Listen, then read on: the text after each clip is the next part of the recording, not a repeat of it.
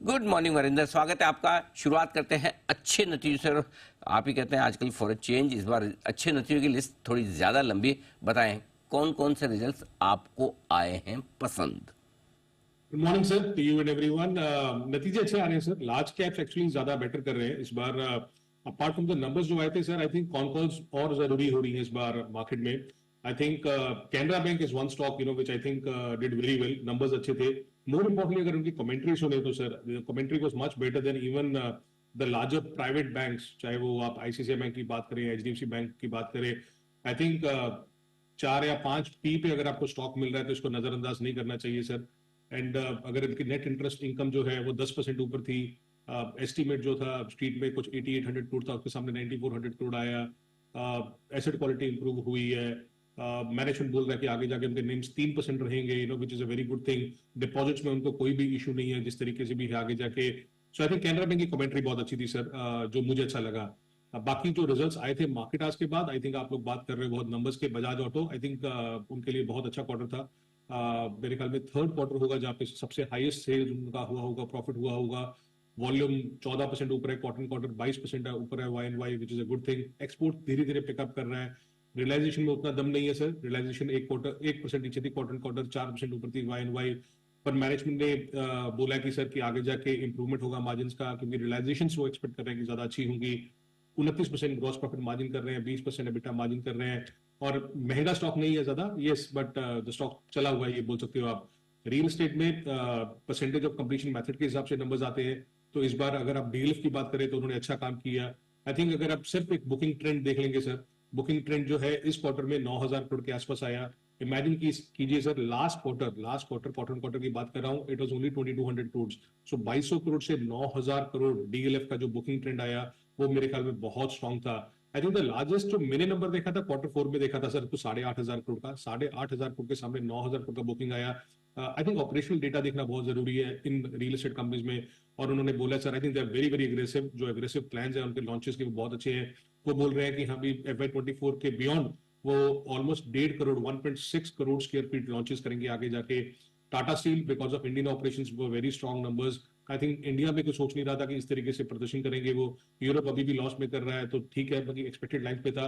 But Indian अबिटा अगर देखें sir, बाकी मैं आपको एक उदाहरण देता हूँ कि अगर आप इंडियन अबिटा क्वार्टर देखेंगे, वो कुछ 17,000 आया। 17,000 का मतलब है सर, लास्ट क्वार्टर जो था, लास्ट क्वार्टर वो 13,500 था, और एक साल पहले कुछ 10,000 था। सो आप सोच सकते हो कि किस तरीके से वो हुआ। I think the Indian companies will take this into, will be very happy, hearing what. Yes, a lot of people in the market are watching out for कि यूरोप में रिकवरी कब होती है, जिसके कारण स्टॉक में आपको मूवमेंट देखेगी। बट अदरवाइज अगर 5,000 करोड़ का कोई सोच रहा था एबिटा आएगा, उसके सामने 6,200 करोड़ का एबिटा आया टाटा स्टील का। सिमिट में सर धीरे धीरे काम हो रहा है। I think Dalmia Bharat after long time is showing some progression, which is a good thing. EBITDA per ton 1150 आया, 950 था लास्ट क्वार्टर, और एक साल पहले 1022 था। कोई बहुत महंगा स्टॉक नहीं है अगर ईवी एबिटा पे देखेंगे। बट स्लोली एंड स्टेडीली ये 21.5% मार्जिन पे आ रहा है, विच is a good thing.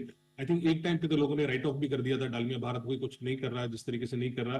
But I think slowly and steadily they are doing good. Birlasoft के नंबर्स अच्छे थे। अगर आप आईटी की बात की जाए, स्पेशली जो टेक महिंद्रा में सॉफ्टनेस देखी, उसके सामने बिरला सॉफ्ट के नंबर्स अच्छे थे। I think CC revenue growth almost 1.8% and quarter quarter और 8% वाई एंड वाई। इनमें एबिटा मार्जिन भी इंप्रूव हुई है 20 बेसिस पॉइंट। तो बिरला सॉफ्ट के अच्छे नंबर थे। आई विल नॉट से तोड़फोड़ थे, अच्छे नंबर थे। अगर टेक महिंद्रा के सामने देखा जाए तो बहुत अच्छे नंबर थे। है आपके लिए अच्छे नंबर्स जिनकी लिस्ट है आपके सामने। आइए अब उम्मीद के मुताबिक कौन से रहे रिजल्ट्स, उस पर भी लेते हैं राय। बताएं सर। सर टेक महिंद्रा में ना प्रोमिसेस बहुत है sir. I think entire Mahindra group में एमएनएम को छोड़ के बहुत ज्यादा प्रोमिसेस है कि टेक महिंद्रा में क्या हो जाएगा या एमएनएम फाइनेंशियल सर्विसेज में क्या हो जाएगा। पर टेक महिंद्रा में लोग सोच रहे हैं कि आगे जाके जो मैनेजमेंट है वो किस तरीके से रोड मैप देता है इन्वेस्टर्स को। I think that is one big concern. लोगों को उम्मीद कुछ नहीं थी ऑनेस्टली इस कंपनी से इस बार। I think people were understanding कि क्वार्टर क्वार्टर जो है इसका सीसी रेवेन्यू ग्रोथ डिक्लाइन ही करेगा, उसके सामने ऊपर आया। एबिट मार्जिन जो था वो ठीक था, 5.5% के आसपास है, जो 70 बेसिस पॉइंट ऊपर था quarter quarter. But I think इसमें अभी भी लोगों को ये आशंका है कि आगे जाके मैनेजमेंट का स्ट्रेटजी क्या है, आउटलुक क्या है, क्या करेंगे क्या नहीं करेंगे, वो चीज जरूरी है। Balkrishna industry sir, volumes recover कर रहे हैं। सेल्स वॉल्यूम 9% ऊपर था, विच is a good thing. But अभी भी 9 महीने का नंबर देखेंगे तो 9 महीने में अभी भी डिक्लाइन चल रहा है उनके लिए। बट स्ट्रीट आई थिंक इससे ज्यादा कुछ एक्सपेक्ट कर रही है। अगर आप एवरेज रियलाइजेशन देखेंगे तो फ्लैट था क्वार्टर क्वार्टर, 5% नीचे था वाई एंड वाई। तो सेल्स वॉल्यूम रिकवर होना चालू हो गए हैं, बट अभी भी रियलाइजेशन इंप्रूव नहीं हो रही है। एबिटा पर केजी अगर आप देखेंगे तो 4% ऊपर था quarter quarter, which is okay. This stock needs a big trigger to move, तो उसलिए हमने इन लाइन में डाला है। टीवीएस मोटर्स, यस, बाकी नंबर्स अच्छे थे, बाकी आई थिंक 11.2% मार्जिन करने लगे हैं, which is the highest ever this company has done. तो वॉल्यूम अगेन अगर आप देखेंगे तो 25% ऊपर वाई एंड वाई आया था। बट इन सब कंपनीज में इशू क्या हो रहा है ना सर, कि वॉल्यूम्स ऊपर आ रहे हैं बट रियलाइजेशन इंप्रूव नहीं हो रही है। डिटो तो was the case with Bajaj auto. इसमें भी आप रियलाइजेशन देखेंगे तो फ्लैट था, वाई एंड वाई 2% नीचे था क्वार्टर क्वार्टर। अगर आप ग्रॉस प्रॉफिट पर व्हीकल देखेंगे, वो सिर्फ वॉल्यूम के कारण आपको दिखा कि हाँ भी नंबर्स अच्छे आए हैं। मार्जिन, जैसे मैंने बोला कि कई बार तो हमने देखा था सर इस कंपनी को कि ये 7-8% मार्जिन करता था, उसके सामने अभी 11% मार्जिन करने लगा। बट टीवीएस महंगा रहा है सर। बाकी आप सोचिए, ये 60 टाइम पे डेट करता है टीटीएम, और बजाज ऑटो 30 टाइम पे डेट करता है। So but TVS has always been expensive for some whatever reasons. एपिक जो है, आई थिंक उनमें वॉल्यूम ग्रोथ अच्छा आया, स्पेशलिटी कंपनी है ये सर उस तरीके से। बट अभी भी I think there are some pains left in this company. But धीरे धीरे बिकॉज स्टॉक प्राइस करेक्शन हो चुका है एपिक में, तो इन लाइन नंबर डाला हमने इसको। ओके, तो ये है आपके लिए उम्मीद के मुताबिक वाले नतीजे। आइए अब नंबर्स हैं खराब की भी लिस्ट, थोड़े रिजल्ट्स ऐसे हैं जो कमजोर हैं, बताएं वरिंदर। सर खराब में मेरे ऐसे नंबर डाले जो मार्केट को टोटल ऑपोजिट है, जैसे बीडीएल और रेलटेल। आई थिंक मैं वैल्यूएशन के साथ नंबर देखता हूं और मार्केट सिर्फ नंबर्स देखता है। आई थिंक अगर आप नंबर्स देखें भारत डायनामिक्स के या रेलटेल के, जिस तरीके से स्टॉक्स भागे हुए हैं उस तरीके से जस्टिफाई नहीं है, एटलीस्ट मेरे लिए। अगर आप भारत डायनामिक्स के देखेंगे सर, तो क्वार्टर क्वार्टर मार्जिन डिप हुए हैं। एबिटा मार्जिन जो 22% करता था वो 20% हुआ है। प्रॉफिट 8% नीचे है, सेल्स 3% नीचे है। सो अगर जिस तरीके से हम वैल्यूएशन दे रहे हैं इसको, अभी 70 टाइम का वैल्यूएशन दे रहे हैं, क्वार्टर टीटीएम के बेसिस पे दे रहे हैं, तो उस तरीके से जस्टिफाई नहीं हो रहा कि वो जो नंबर आ रहे हैं और वैल्यूएशन एक साथ चलने चाहिए। सो मेरे हिसाब से ये एक वीक क्वार्टर था उनके लिए। yes, they are doing some cost controls and all, जो अच्छी बात है। but for me the sales is the most important thing, कि sales बढ़नी चाहिए, और sales नहीं बढ़ी है sir quarter quarter Bharat dynamics की। yes, there are too many promises कि आगे जाके क्या होगा एंड एवरीथिंग जो होगा, तो वो देखते हैं कब क्या होगा। रेलटेल का सर अगेन, चाहे सेल्स ठीक थी उनकी रेलटेल की, but again they have done a lot of joint ventures की, आगे जाके वो 7-8 जॉइंट वेंचर्स करेंगे, उनको ग्रोथ आएगा, सब कुछ वहां जाके आएगा।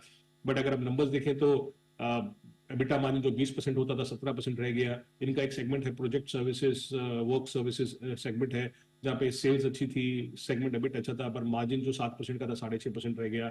C8 I think is a seasonal weak quarter उनके लिए। तो again Y and Y compare करना गलत ही होगा सर। बट अगर आप एबिटा देखें तो 15% था, 14% रह गया उसका। सो ये 3-4 नंबर है जहां पे मुझे लगा कि एटलीस्ट वैल्यूएशन के साथ कंपेयर किया जाए, तो उस तरीके से नहीं है जिस तरीके से मार्केट एक्साइटेड है। But who am I? Okay, तो ये है